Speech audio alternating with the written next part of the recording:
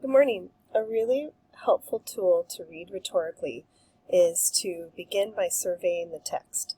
So what I want you to do is begin by having two packets out in front of you. The first one is your Survey the Text packet that has four different Survey the Text worksheets inside.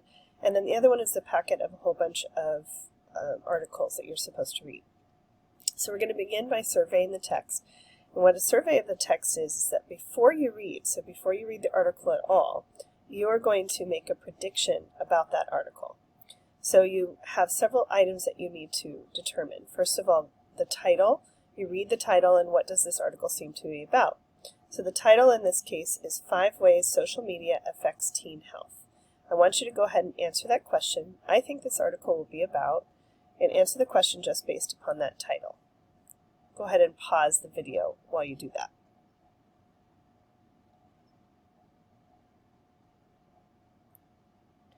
Okay, second is to do the author's background. Now this will take a little bit of research on your part, so it will be important for you to have your computer out on another tab.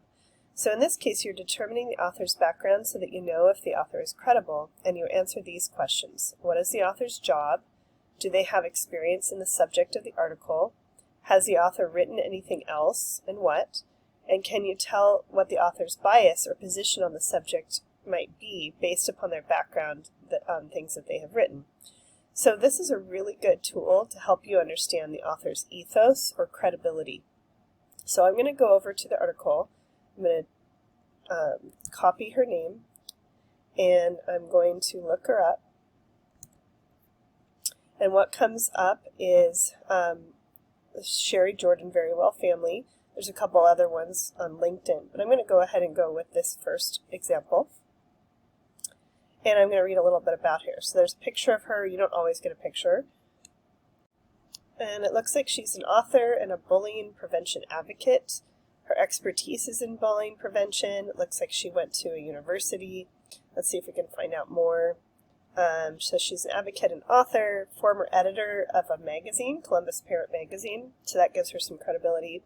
She helps schools and churches develop programs to prevent bullying and other types of abuse. There's a quote from her, and then here's a lot more about her experience. Sherry Gordon is a bullying prevention advocate and author of nearly 20 books for teens and tweens. Her top book titles include Beyond Bruises and Peanut Butter, Milk, and Other Deadly Threats. You can view the list of all her books by visiting her Amazon profile, so if you wanted to, you could go check that out. And in addition to authoring books for teens and tweens, Sherry's also a former editor of Columbus Parent Magazine. We saw that above. She's contributed to articles on various online sites, including eHow and sleepcare.com.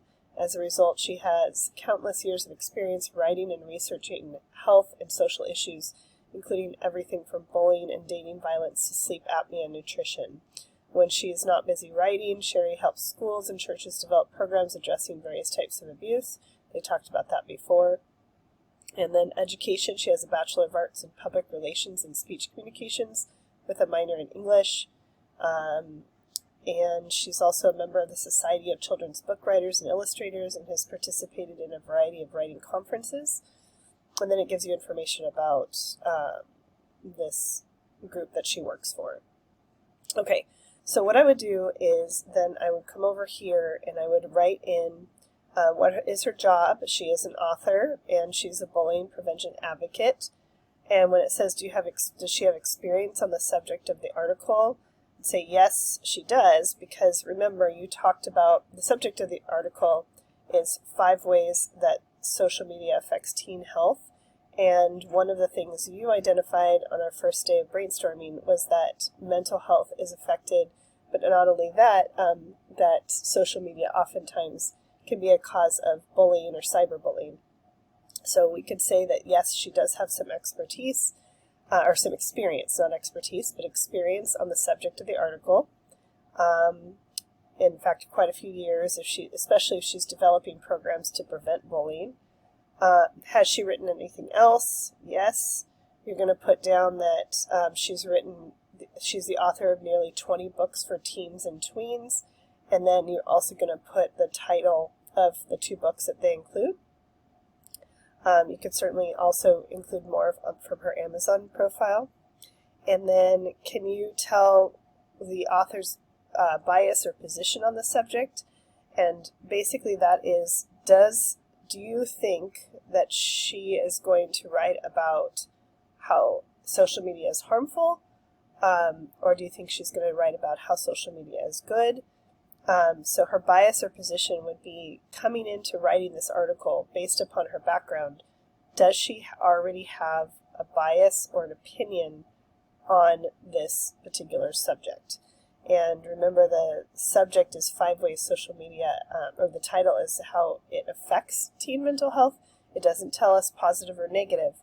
So you would have to determine whether or not you think that this author has some bias at this moment. Okay? So go ahead and pause the video and make sure that you write in all of that information and answer all 4 of these questions. The other thing worth mentioning under author's background is, if you look at the top, it says it was medically reviewed by this woman here. And it's important for you to understand that a medical review means that adds some credibility to the article. It also, the fact that she has a doctorate in psychology, that's what that means. And then ABPD or PP, if you ever don't understand an acronym for something, just look it up really quick. So I'm going to go ahead and put that in, because I'm not exactly sure what that means. And what comes up is that it's the American Board of Professional Psychology. So what that's essentially saying is that this person who medically reviewed it not only has a doctorate in psychology, but then also is a member of the American Board of Professional Psychology. So that gives some additional credibility to Sherry Gordon, because this article has been medically reviewed. Okay? The next question that you have in your packet is the type of publication. And the type of publication is just simply, what kind of publication is this? Is it a newspaper article, a magazine article, a journal? A journal would be something that's vetted by many, many different people and looked at. It's published under research. An advertisement, a textbook, a newsletter, a memo, report, a fact sheet, and there's a whole bunch more. So in this case, what we're going to do is we're going to look at, here's a link to the actual article itself. So I'm going to open up that article real quick. And I see that it's under the name of Very Well Family. And it's under the subject of teens and then health and safety. There's the name and the medical review. But what I want to know is a little bit more about Very Well Family, what this publication is. So I'm going to click on that name. And I see what looks like, I'm going to open this up a little bit more. It looks like there's some articles about parenting and pregnancy, but I'm going to go to the bottom. Usually that's where we find out a couple different things. Usually at the bottom you'll see an About Us section, and you'll also see Very Well's Family content is for informational and educational purposes only. Our website is not intended to be a substitute for professional medical advice, diagnosis, or treatment. I'm going to click on About Us, and it tells us the mission, editorial process, team, policies, and how to contact them. So their mission is to support you through all stages of pregnancy and parenthood. So you right away know that you are not the intended audience here. The intended audience would be people who are soon-to-be parents, or people who are parents already.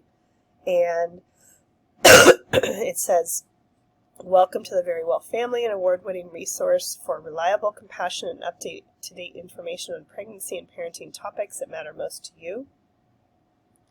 And anyway, it just has some information. So it looks like this is the team, or the review board. So there's a pediatrician, there's a family physician, a pediatric psychologist, a gynecologist, fertility consultant. So there's quite a few people, registered dietitian, who have some ethos or credibility.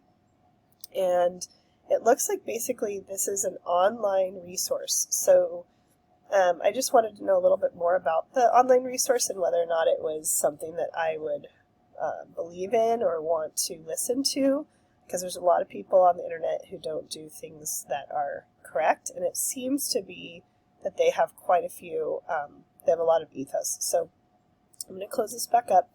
And when it comes to the type of publication, you're just going to put that this is an online article from, what was the name of the place? From Very Well Family.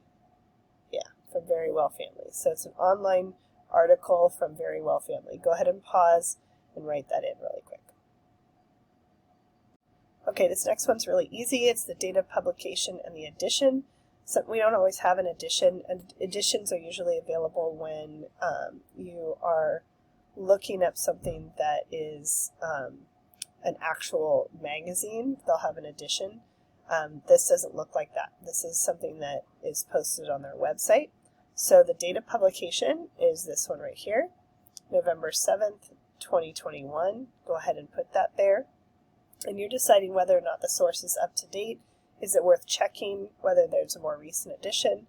I would say that since this is just, 6 or 7 months ago, that it's definitely up to date and something that would be worth you reading and looking at since we are in May of 2022. So go ahead and put the date and then that it is a recent publication and we don't need to look for a more recent edition. Okay, so go ahead and type that in. And then the last part of surveying the text, remember we haven't read the article yet, is to look at the beginning of the article and the end of the article. So you're going to read the first few paragraphs and then read the last one and make a prediction about what the article will be about. Does the author have the same position on the main idea throughout the article, or does her opinion change? So let's go ahead and read the first couple paragraphs. So it would be, it's broken into sections. But the first couple paragraphs really would just be like this first section.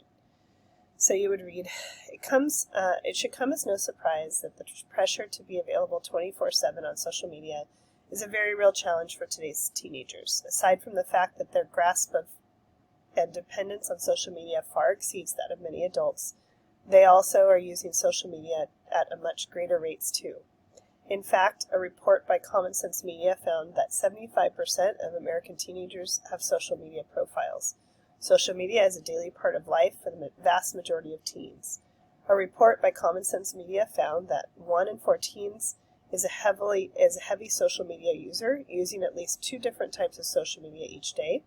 51% of teens visit social networking sites on a daily basis, and more than a third of teens visit their main social networking sites several times a day. So that's the very beginning, and then I'm going to go to the very end. So go ahead and turn to the last page, and we read the last paragraph or a couple paragraphs. I'll read these two. A word from Very Well. Because so much brain development takes place during... So this is actually from Very Well. Doesn't seem to be her part, so let's read these 2 paragraphs. Many teens spend so much time online checking statuses and likes that they may forget to interact with the people right in front of them. For this reason, friendships and dating relationships can suffer when social media takes center stage in a person's life. As a result, teens risk having relationships that are not deep or authentic. Teens who place a priority on social media will often focus on the pictures they take that show how much fun they are having, rather than actually focusing on having fun. The end result is that the relationships and life satisfaction may suffer. Okay? So, again, now that you have read those parts, I want you to make a prediction about what this article will be about. Does the author have the same position or main idea throughout the article, or does her opinion change? So go ahead and pause this video and answer that. When you are done with the survey of the text, you're going to move on to the next step, which is to go through and read these directions, which says first read the article once together as a class. On the second reading, highlight in yellow the things you agree with and highlight in orange the things you disagree with. If you don't have yellow or orange, use 2 different colors. Just indicate which colors you're using at the top. And lastly, indicate the type of evidence used for each numbered paragraph. So you're going to be given a list of different types of evidence and what they look like, and you're going to highlight on this side the things you agree with and things you don't disagree with, and then over here you're going to be indicating the type of evidence used for each numbered paragraph. So when you identify that type of evidence, you're going to write it in here. Okay, that will be based